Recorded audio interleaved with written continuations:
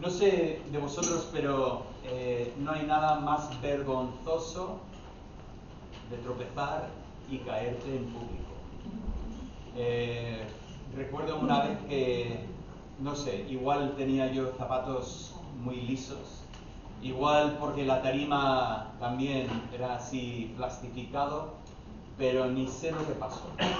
Yo estaba, me di la vuelta, di 2 pasos y de repente me encontré en la espalda, en el suelo, y dando gracias que se había salido ya la mayoría de la persona que estaba en el aula, solo había una persona. Pero aunque solo me vio una persona caerme así, vergüenza me dio estar ahí, porque todavía no explico lo que pasó ese día, cómo me terminé ahí en el suelo.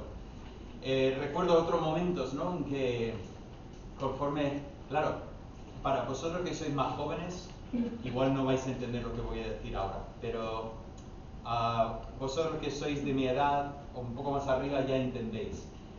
Nosotros desde adentro no nos vemos viejos, pero desde afuera aparentemente la gente tiene otros ojos. Estuve una vez en el trabajo y sentía que no salía aire de aire acondicionado, entonces subí a una mesa para ver si salía aire fresco o no, y efectivamente salía. Entonces decidí saltar de la mesa, y cuando salté de la mesa hubo una reacción entre el alumnado, un ¡oh! Como que, vamos, me di cuenta que me veían como una persona mayor que me iba a hacer daño, y de hecho se explotó una vena en mi ojo por el salto ese, y el día siguiente tenía el ojo rojo, pero bueno, mis estudiantes no sabían porque se me había roto, pero esos momentos, y bueno, digo esto para decir gracias a Dios que salté y caí bien. Solo imagino que si hubiera saltado y ¡buah!, me termino ahí en el suelo y vamos, sería el comentario para siempre entre estos alumnos. En fin, comento todo esto porque bueno, todos hemos tenido la experiencia de saber lo que es tropezar, caer en público, sentir la vergüenza y los problemas que pueden venir a continuación.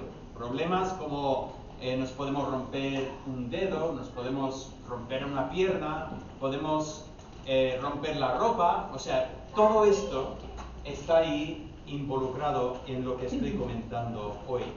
Y pienso en esto porque en esta semana estaba leyendo en el Salmo 119 y leí un versículo, y fue un momento de estos que lees el versículo y dices, habré leído este versículo 20.000 veces antes, seguro.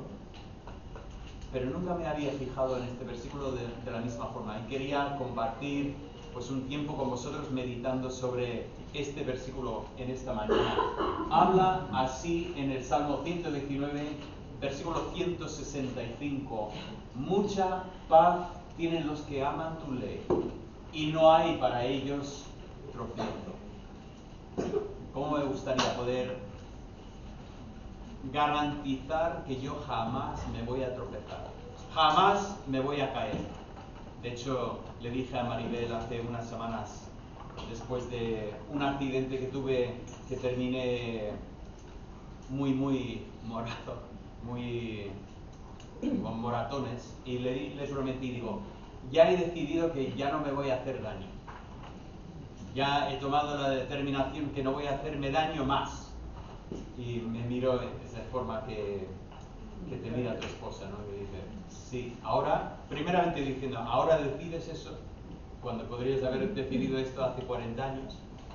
Y luego, en segundo lugar, como que me lo creo cuando lo vea. Entonces, la otra noche estuve en casa con Gustavo y fui a abrir el paquete de queso y se me resbalaban las manos y no se me ocurrió otra cosa que coger el cuchillo. Y solamente os voy a decir, si os invita a Gustavo a su casa, tiene los cuchillos afilados. Cuidado. Bueno, nada.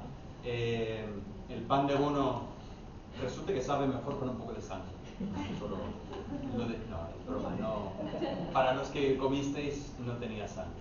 El caso es que ojalá que pudiera garantizar que jamás me voy a cortar, jamás me voy a hacer daño, jamás voy a tropezar. Pero es que en esta vida los accidentes ocurren a todos nosotros. Pero qué bonito este pasaje, habla de una posibilidad de vivir sin tropezar. Y eso es lo que quiero compartir en esta mañana. Bien, el pasaje empieza primeramente con una actitud hacia la ley de Dios. ¿Cuál es nuestro pensamiento cuando pensamos en la palabra de Dios? ¿Qué es este libro? Puede que lo miremos como, bueno, es un buen libro, es un libro antiguo, es un libro traducido que tenemos, traducido no del inglés, traducido del hebreo, del griego, del arameo. Puede que pensemos, pues es un libro que me gusta. De vez en cuando ahí leo algo y me encanta. Pero es curioso, el salmista empieza con un pensamiento, el que ama tu ley. Habla del amor. Que es curioso porque normalmente el amor lo reservamos para las personas. Amamos a las personas. Pues luego después podemos extender eso hacia un libro y puede que tú tengas un libro que ames.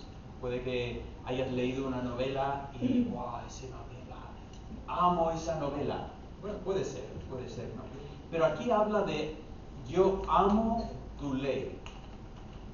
Pero me parece diferente de, por ejemplo, un amor hacia una novela que te fascina, que te emociona. Me parece que el amor hacia la ley que tiene el salmista en mente es un poco diferente, porque entiendo que se extiende de la relación personal que tiene con Dios. O sea, para ponerlo en otra palabra, ¿por qué ama el salmista la ley de Dios? Y la respuesta es porque ama a Dios.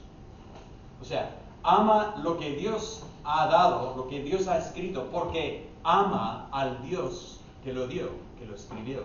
De la misma forma que todavía tengo guardado en casa unas notas de Maribel. No lo tengo guardado para evidencia, para usar contra ella ni nada así. Los tengo guardados porque son especiales. Eran cosas que ella escribía. Ahora, voy a ser sincero. No era la letra de Maribel que yo amaba. Sinceramente, tampoco tengo en mente el contenido. Es que puesto que amaba a Maribel, lo que ella me escribía me era valioso, precioso, especial.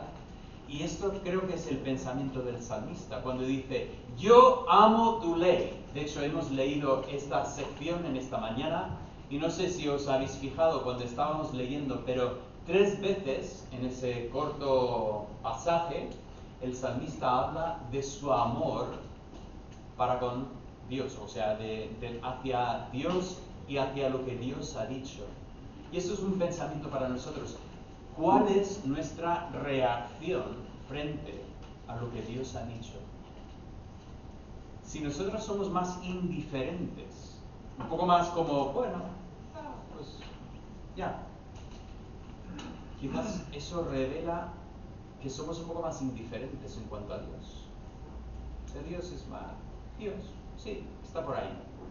Pero el salmista no tenía esta relación con Dios. El salmista tenía más bien el pensamiento de que yo amo a Dios y por lo tanto lo que Dios dice tiene peso para mí. Ahora, la siguiente pregunta que tengo. Si tú amas a Dios y por lo tanto amas lo que Dios ha dicho, ¿qué haces? El siguiente paso cae por su peso.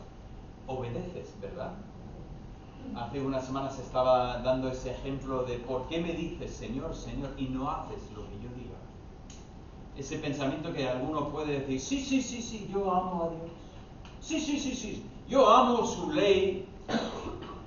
Pero luego después tú miras su vida y ves que la persona hace lo que le da la gana. Hace lo que le parece mejor. Y lo que Dios ha dicho en su palabra, poco peso o nada de peso tiene.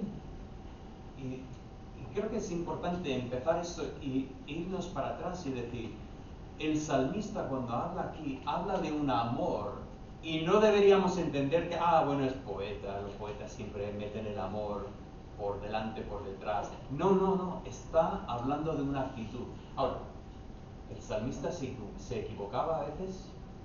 Sobre todo si entendemos que David, o sea, el Salmo 119 no está firmado por David, pero es bastante probable que David es el autor de este salmo.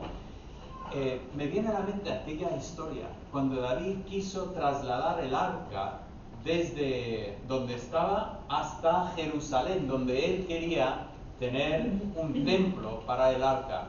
¿Y recordáis que David lo que hizo en ese traslado, lo que ocurrió? Hizo lo que le pareció mejor. Él tomó pues un carruaje con bueyes, puso el arca encima y ahí iban con los bueyes tirando del carruaje para poder trasladar el arca hasta Jerusalén. Y cuando en un momento tropezaron un poco los bueyes, el hombre que estaba conduciendo puso la mano para estabilizar el arca de Dios, las mejores intenciones del mundo, y Dios lo mató en el momento. ¿Por qué? Porque no estaban obedeciendo la ley de Dios. Y afectó a David. David volvió como, ¿qué ha pasado aquí? Estaba haciendo las cosas para intentar hacer el bien y Dios ha matado a un hombre por culpa mía. Pero lo bonito es que David entiende que al final lo estaba haciendo no en obediencia a la palabra de Dios, sino conforme a su propio parecer. Y cuando David entendió esto, ¿qué fue lo que hizo? Cuando volvieron a decir, venga, vamos a mover el arca, esta vez no era con carruaje, con bueyes, esta vez lo hicieron conforme Dios había dicho en su palabra. Dios había dado instrucción, pero David de alguna manera había ignorado esta instrucción. Digo todo esto para decir, cuando hablamos de este salmo y decimos, los que aman la ley de Dios, tenemos que reconocer que podemos todos fallar. Pero si amamos la ley de Dios, cuando fallamos, en vez de enfadarnos con Dios, lo que decimos es, Señor, ya veo lo que tú quieres para mí, perdóname porque estaba haciendo las cosas a mi modo de pensar, en vez de obedecerte a ti. Así que tenemos el pensamiento de que el salmista amaba la ley de Dios y el salmista escuchaba y obedecía la ley de Dios. Y esto va a ser fundamental para todo el mensaje que estoy compartiendo en esta mañana. Pregunto para empezar, ¿cuál es tu actitud hacia lo que Dios ha dicho en su palabra? Es interesante, el otro día tuvimos una conversación con una persona que me dijo, pues una mujer me dio un consejo. Y lo curioso es que era un consejo que no era un consejo malo, pero tampoco se ajustaba realmente a lo que dice la palabra de Dios. Y te das cuenta de que esa persona estaba más dispuesta a escuchar lo que le dijo cualquier persona que lo que le decía la palabra de Dios. Y me dijo a mí, dice, es que es demasiado difícil.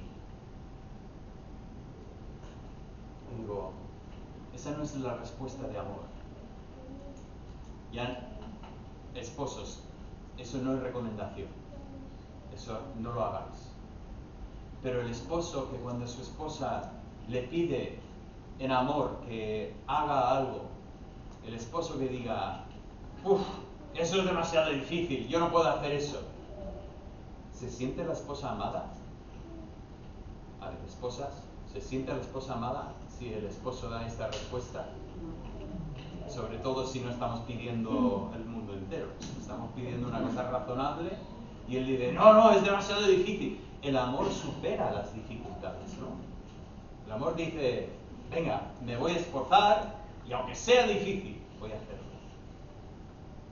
¿Cómo se debería sentir Dios cuando nos ha dado su ley para nosotros y decimos, eso es demasiado difícil, yo lo voy a hacer de otra manera?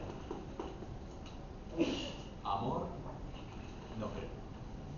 no creo que sienta amor en ese contexto. Empezamos con este pensamiento. Los que aman la ley de Dios, ¿qué dice el texto? Los que aman la ley de Dios, ¿cuál es el resultado en su vida? Pues tenemos un resultado emocional en la vida.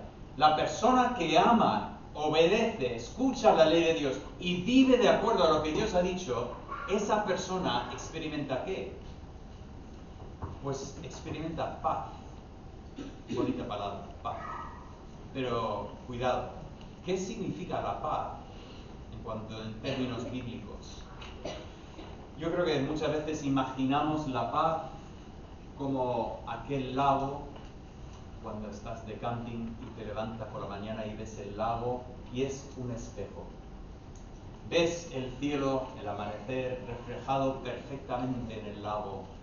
No hay ni variación en la superficie del agua. Y algunos estáis pensando, hasta que coja la piedra y la tires, ¿verdad? ¿Quién estaba pensando eso? Yo vi que estabas pensando eso. Esa veces tenemos esa imagen de la paz e imaginamos nuestra vida comparado con esta imagen. Y nuestra vida es más bien como el océano. Vienen las olas, ¡oh! Que recuerdo hace unos años fuimos a Francia a un pueblo, no me acuerdo los nombres, y era justo una bahía, pero el mar era blanco. ¿Habéis visto alguna vez el mar blanco? Era blanco porque era espuma, pura espuma. Venían las olas con fuerza y todo era un movimiento y una espuma, ni veías el mar azul. Y a veces nos sentimos así en la vida. Nuestra vida está siendo machacada constantemente y decimos, yo quiero tener paz, pero mira mi vida, mira, yo no tengo paz en mi vida. Pero es una equivocación, porque realmente la Biblia jamás nos prometió una paz así de esta forma. Jamás nos prometió que nuestra vida iba a ser tan calmada y perfecta, que iba a ser como un espejo perfecto. Más bien, una imagen mejor de la paz sería la imagen de aquella noche cuando Jesús cruzó el mar de Galilea con sus discípulos. Y ahí empezó el viento, la tempestad, las olas. Y llegó el momento en que estos hombres que habían vivido su vida entera en el mar, ellos conocían el mar, pero llega un momento que piensan que van a morir, que la nave se va a hundir esta noche y van a morir. Y el problema es que Jesús estaba ahí con ellos, pero ¿dónde estaba Jesús? Estaba dormido atrás. Y eso les molestaba más, porque se nota cuando por fin deciden despertarlo y dicen, Señor, nos morimos y no te importa. O sea, esa frustración en sus voces se nota en el texto. Dice, es que nos vamos a morir y parece que no te importa. Siempre me hace reír porque Jesús estaba en la barca con ellos. Si ellos iban a pique, Jesús también iba a pique. ¿Cómo pensaban que no le importaba? Pero lo veían dormido allí y llegaban a la conclusión que no le importa lo que está pasando. Ahora, uso esta imagen porque, bueno, en la historia es interesante. Jesús se levanta con calma, no se frustra con ellos, se levanta con calma y calma la tempestad. Y luego pregunta sobre la fe de estos hombres. ¿Dónde estaba su fe? Pero esta imagen me llama la atención porque esa es una imagen de la paz que solo Dios puede dar. Ese pensamiento de que en tu vida puedes estar en medio de la tempestad. A lo mejor estás pasando por momentos difíciles en casa. A lo mejor en el trabajo tienes problemas, igual no tienes trabajo y por eso hay problemas. Igual tienes personas que están haciendo bullying, tienes cualquier situación, igual tienes noticias malas del médico y no sabes lo que va a pasar en el futuro. Y tu vida está en medio de una tempestad. Y la pregunta es, Eres más parecido a los discípulos que están allí, muriéndose para intentar sacar el agua de la barca y remar. ¿O tienes esa calma de poder estar confiado y dormido incluso en la popa del barco? Y digo, esa es una imagen poderosísima de lo que debe ser el cristiano. El cristiano debería poder sentir paz en su vida a pesar de lo que está pasando. O sea, el mundo debería ver nuestra vida y decir, no te entiendo. Tú tendrías que estar gritando, tú tendrías que estar loco por todo lo que está pasando. ¿Cómo es que te veo tranquilo, calmado? ¿Cómo puedes vivir así? Y la respuesta es, mucha paz tienen los que aman tu ley. La persona que ama a Dios y ama lo que Dios ha dicho, y la persona que ese amor le lleve a escuchar y obedecer la palabra de Dios, experimenta mucha paz. O como he dicho aquí, paz, no solamente una paz, sino paz en abundancia. Ahora, voy a dar un paso para atrás y quiero hablar de esa paz que estoy comentando. Esa paz tiene que empezar. Es necesario que empiece primeramente con la paz espiritual. ¿Con eso qué quiero decir? Pues si miramos la Biblia enseña una verdad que no podemos ignorar. La verdad de la Biblia es que todos hemos pecado y estamos destituidos de la gloria de Dios. Bien, eso es una visión radical del ser humano. Digo radical porque esa no es nuestra visión. Nuestra visión es, hay personas malas. Empezamos la lista normalmente con Hitler y continuamos con todos los nombres de los otros personajes que han matado a miles y han hecho atrocidades en nombre de la causa que tuvieran. Pero esa proyección de la maldad hacia afuera nos permite ver a nosotros mismos como personas básicamente buenas. Y entonces, claro, cuando nos comparamos con personas como Hitler, pues nos vemos a nosotros mismos como bastante buenos, ¿no? Y quizás dices, no, David, tampoco tienes que ir tan lejos, es verdad. Que muchas veces, en vez de compararse con Hitler, se comparan directamente con el vecino. Pero os digo una cosa, es que piensan que su vecino es como Hitler. Eso suele ir en esa dirección. Pero la Biblia tiene otra visión de nosotros. La Biblia dice que todos nosotros nos hemos desviado del camino de Dios de tal forma que Dios nos mira a todos y nos pone a todos en el mismo saco. Qué fuerte decirlo así. Pero Dios te mira a ti y te pone en el saco con Hitler y dice, otro más. Y dice, David, eso no es justo. Yo no soy malo. Es que tampoco somos buenos. Es que hemos pecado contra un Dios santo. Hemos escogido nuestro camino y de así nos hemos desviado del camino de Dios. Y eso, tristemente, nos pone en el mismo saco de pecadores. Y no merecemos tener comunión con Dios. Pero hay algo precioso. Isaías dice así, todos nos hemos descarriado como ovejas. Cada uno hemos buscado nuestro propio camino. Y Dios tendría que haber dicho, que se vayan por donde quieran, no quiero verlos más. Pero no dice así el texto, dice, mas Jehová cargó en él. Este es el Hijo de Dios.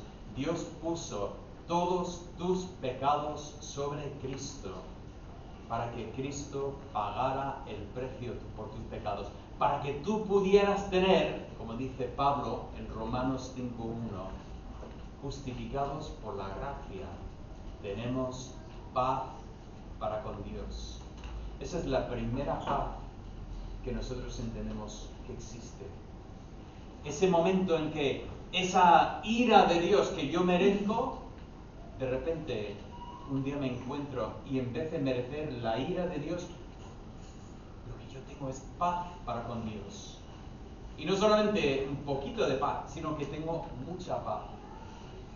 Ese pensamiento que dice, mira, yo no tengo ganas de morir, pero tampoco tengo miedo. ¿Por qué?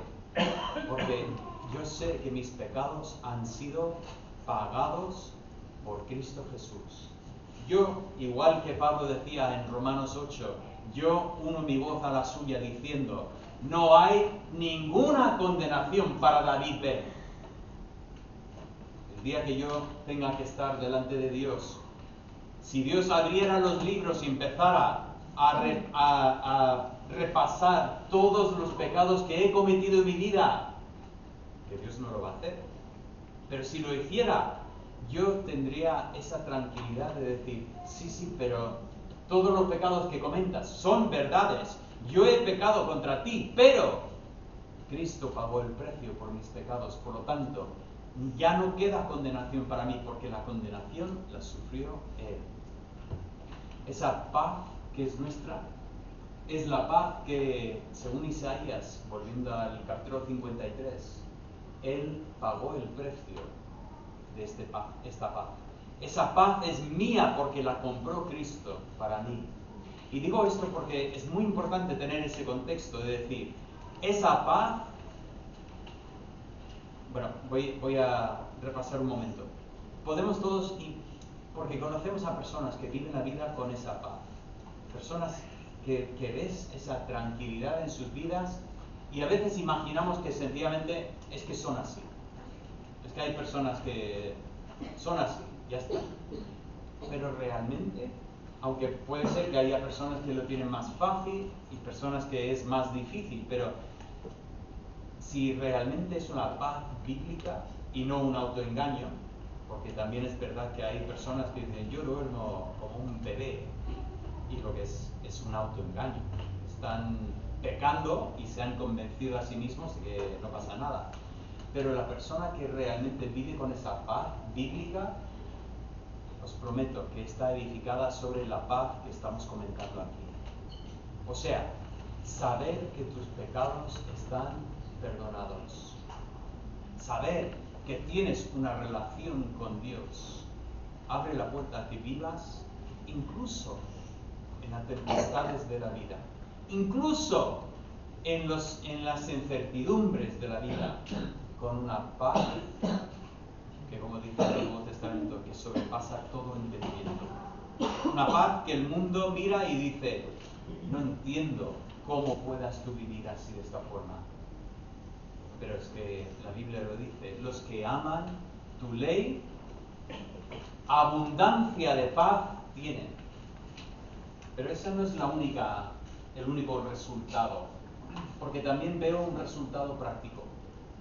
No solamente es esa paz, sino ese pensamiento de no tropezar. La imagen de esa palabra de tropezar viene de un pensamiento literal. Dice en Levítico 19, habla de no poner tropiezo delante de un ciego. Ahora, eso de muy mal gusto, eso no tiene gracia, ¿no? Que ponerle algo justo delante de un ciego para que tropiece sobre esto. También habla de insultar a un sordo. Yo recuerdo de niño, teníamos un niño en la clase que era sordo. Y yo creo que sí que tenía un aparato, pero yo creo que poco o nada hacía el aparato, pero el chico, recuerdo una vez que un chico mayor, y la verdad es que mi recuerdo del chico era un buen chico, no era un bully, pero igual era una persona que siempre buscaba la risa de los demás. Y recuerdo que una vez se puso detrás de este chico y le gritó, dice, escúchame, ¿estás sordo? Pero el chico era sordo. ¿Y qué pasa? Bueno, los chavales que estaban ahí, voy a decir los chavales, porque quiero pensar que yo no me reí en ese momento, aunque tengo miedo de volver a ver la película de mi vida, porque no sé si me dejé llevar por la multitud o no, pero esa risa que se reían varios como un gran chiste, ¿no? Y dices, pero qué feo, ¿no? Qué feo hacer esto. La Biblia habla de esto, porque somos personas malas. Podemos hacer cosas que son terribles cuando lo analizamos en frío. Pero ese pensamiento de ¿quién pondría algo delante de un ciego para que tropiece? Esa es la imagen aquí de no ver algo y por lo tanto llegas y ¡boom!, tropiezas sobre esta cosa. Y dice el texto, los que aman la ley de Dios, ese amor que tienen para con Dios, que hace que su palabra sea preciosa, por lo tanto escuchan y obedecen su ley, no solamente produce gran paz en su vida, sino que también les ahorra tropiezo. Fijaos en lo que decía Jesús a los líderes religiosos. Él hablaba de la piedra que Dios había preparado para ser la piedra del ángulo, la piedra principal de la construcción. Y estos habían llegado y dijeron, no, esa piedra no nos interesa esa piedra. Habían rechazado la piedra aprobada, la piedra perfecta, porque ellos no podían comprender quién era Jesús. Y por lo tanto, el Señor usa ese mismo lenguaje que tenemos en el Salmo 119 del tropiezo, usa el mismo lenguaje para decir, han tropezado sobre la piedra. La piedra que Dios quería que fuese la piedra angular, ellos han encontrado una piedra de tropiezo. Cuidado aquí en el edificio, tenemos un par de baldosas del suelo que se están levantando por problema de humedad del edificio. Antes había uno aquí y recuerdo, cada vez que pasaba por ahí parecía que tropezaba con eso porque se levantaba y se ve que no estaba levantando los pies lo suficiente. Ese pensamiento de que esa piedra estaba ahí y la gente pasaba y ¡pum!, tropezaban sobre esa piedra y estaban rechazando la piedra. Y digo, qué pena, pero si hubieran amado la ley de Dios, no habrían tropezado sobre esta piedra. Ya habrían visto en Jesús el Cordero de Dios que quita los pecados del mundo. Así fue el testimonio de Juan. Y sin embargo, no lo llegaron a ver porque ignoraban realmente la ley de Dios. Pero cuidado, porque hablamos de esto y decimos, sí, claro, los fariseos sí. Pero incluso quiero por un momento compararlos con estos dos discípulos que iban de camino a Emaús esta noche, la misma noche de la resurrección. Ellos iban caminando, conversando entre sí sobre todo lo que había ocurrido en Jerusalén.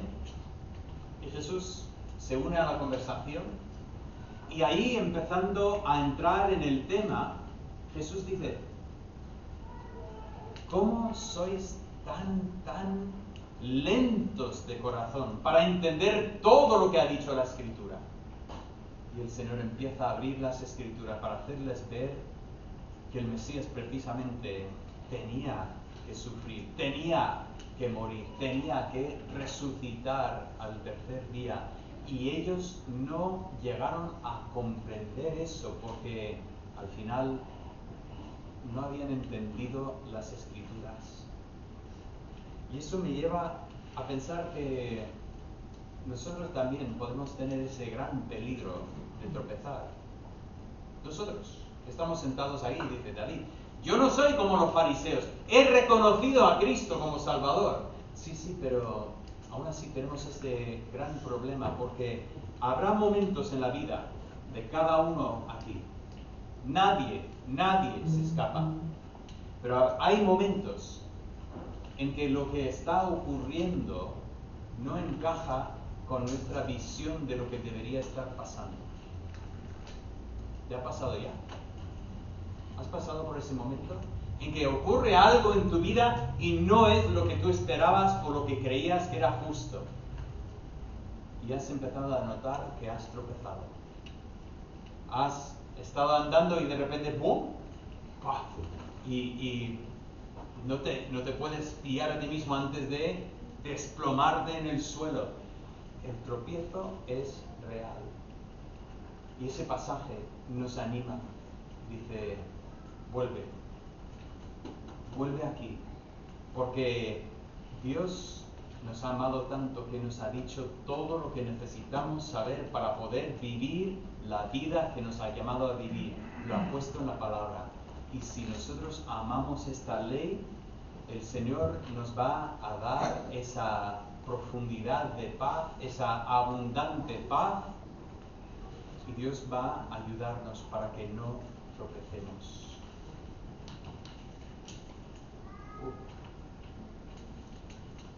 Vale. Bien.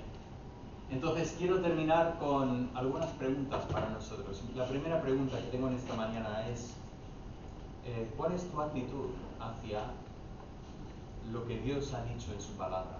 Hacia la ley de Dios, hacia la palabra de Dios. ¿Cuál es tu actitud? ¿Puedes decir que amas la palabra de Dios?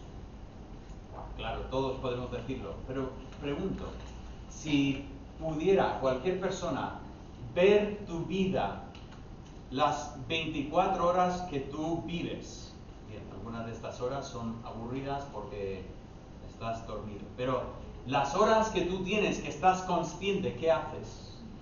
Obviamente no vamos a pasar todo nuestro día en la palabra de Dios, pero pasamos tiempo en la palabra.